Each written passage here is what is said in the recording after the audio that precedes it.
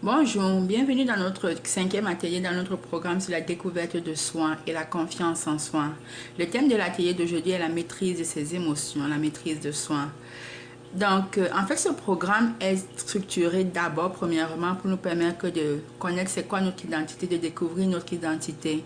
Pas une identité altérée par les circonstances de notre vie ou les conditions dans lesquelles nous avons grandi. Pas une identité qui est aussi définie par ce que nous possédons, ce que nous avons, mais une identité qui a vraiment à voir avec la personne que nous sommes à l'intérieur. Et c'est cette identité en fait qui nous permet justement d'atteindre les objectifs qu'on peut se fixer à l'extérieur ou d'avoir ce sentiment d'accomplissement parce qu'on sait qu'on agit ou on mène une vie en accord avec qui nous sommes réellement. Et nous avons vu en fait que cette identité ne peut nous être révélée en fait que par la personne qui nous a créés.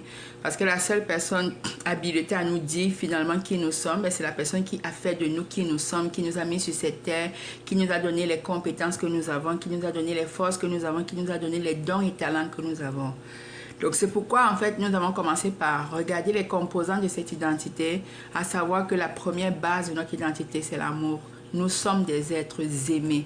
Nous sommes des êtres qui avons été créés par amour. Nous sommes des êtres à qui qui ont reçu une mission aussi par amour. Et nous sommes des êtres qui avons reçu des talents, des forces, des compétences pour réaliser cette mission par amour. Et nous sommes des êtres qui sommes tellement aimés que par amour, justement, Jésus-Christ, le Fils de Dieu, n'a pas hésité à payer le prix pour nous donner, comment je pourrais expliquer ça?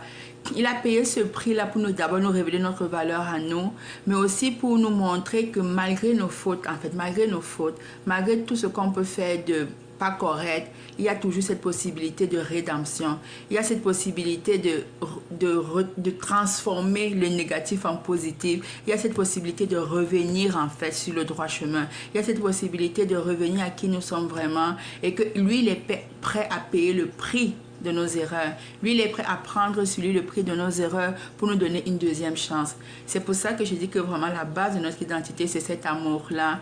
Et c'est supposé être un moteur, une motivation qui nous pousse justement à mener la meilleure vie possible, la meilleure vie que nous ne pouvons même pas mener. Donc, en tout cas, la première partie de ce programme, c'était vraiment connaître notre identité.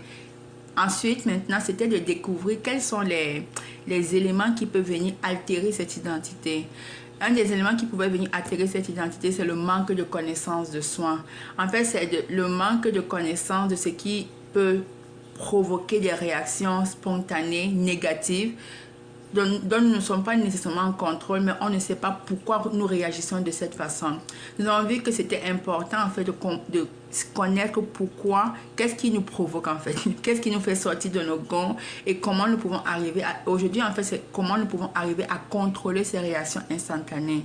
De savoir en fait que toute réaction vient de quelque part. Des fois nous n'en sommes pas conscients, mais quand on prend la peine de faire cette introspection, on réalise que nos réactions, nos actions, il y a toujours une pensée, il y a toujours une vision de soi en arrière de cela. Et quand on définit quelle est la vision de soi que nous voulons avoir, quelle est la vision de soi que nous voulons laisser guider notre vie, on peut avoir un meilleur contrôle en fait sur ces réactions. C'est pour ça que c'est important de se connaître. C'est important de connaître ses forces, c'est important de connaître son caractère, c'est important de connaître aussi ses défauts. Et c'est aussi important d'être honnête avec soi-même et de se dire, est-ce que je suis prête à changer la personne que je suis? Est-ce que ces défauts me dérangent réellement? Est-ce que je suis une personne qui se dit, je suis comme ça, c'est ma nature? Chacun doit avoir cette conversation avec lui-même, à savoir qui je suis et qui je ne suis pas et qu'est-ce que je ne veux pas être. Donc ça, c'était l'atelier précédent. Aujourd'hui, c'était vraiment la maîtrise de soi. C'est qu'une fois maintenant qu'on est conscient qu'on a des réactions spontanées, instantanées, qui sont des fois négatives et qu'on n'aime pas, maintenant, comment alors travailler sur cette maîtrise de soi? Comment arriver à ne pas laisser les émotions ou les circonstances ou les événements nous provoquer ou nous faire sortir de nos gonds ou nous faire dire des choses que nous ne voulons pas dire ou poser des actions que nous ne voulons pas poser? Je l'ai dit à la base vraiment de cet atelier que nous sommes un organisme chrétien. Et la raison pour laquelle on le met en avant, ce n'est pas tellement parce que nous voulons faire du polycétisme, mais c'est parce que il arrive un moment dans notre cheminement où on réalise qu'on a besoin de plus grand que soi. On a besoin d'une force extérieure réellement pour nous aider à devenir cette meilleure personne, pour nous aider à devenir cette meilleure version de nous-mêmes. Et la maîtrise de soi est un des domaines dans lesquels nous réalisons que nous avons besoin de cette force extérieure.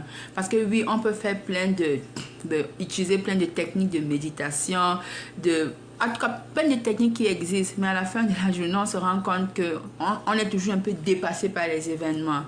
Des fois, ça prend, oui, le Saint-Esprit, ça prend quelqu'un à l'intérieur de nous qui va nous donner la force, par exemple, de nous taire quand nous avons tendance à vouloir parler. La force de ne pas réagir sur le coup de la colère quand on fait face à des événements qui ont tendance à aller vraiment nous chercher et à faire monter cette colère, cette moutarde au nez. Nous avons besoin d'une force extérieure qui va vraiment nous donner cette capacité de nous retenir et de nous maîtriser. Parce que si quelqu'un n'a pas la maîtrise de soi, il n'a pas la maîtrise de sa vie. Et des fois, justement, comme je l'ai dit, on n'a pas cette force en nous d'avoir cette maîtrise de soi. On a besoin de cette force extérieure. Et c'est pour ça que nous avons ce Dieu qui est si bon, qui est si merveilleux, qui ne demande qu'à nous donner cette force, mais pour autant qu'on lui en laisse l'occasion. La lenteur à la colère vaut mieux que l'héroïsme. Vaut mieux être maître de soi que d'avoir le contrôle et le pouvoir sur toutes les villes du monde entier. Et que la personne qui sait maîtriser ses paroles, qui sait maîtriser ses lèvres, a vraiment le contrôle sur tout. Méditons vraiment, en fait, ces deux versets qui viennent du livre des Proverbes, qui veulent tout dire. On pourra avoir l'impression d'être en contrôle de sa vie, peut-être parce qu'on a un bon emploi, on a une bonne famille, on a un chiffre d'affaires incroyable. Mais si on n'a pas la capacité de se taire quand c'est nécessaire de se taire, et si on n'a pas la capacité de ne pas agir quand il faut ne pas agir ou d'agir quand il faut agir, peu importe tout le pouvoir, tout l'argent que nous avons, nous ne sommes en contrôle de rien du tout et nous ne sommes en maîtrise de rien du tout. Travaillons d'abord à se maîtriser soi-même avant d'essayer de maîtriser les circonstances extérieures de notre vie.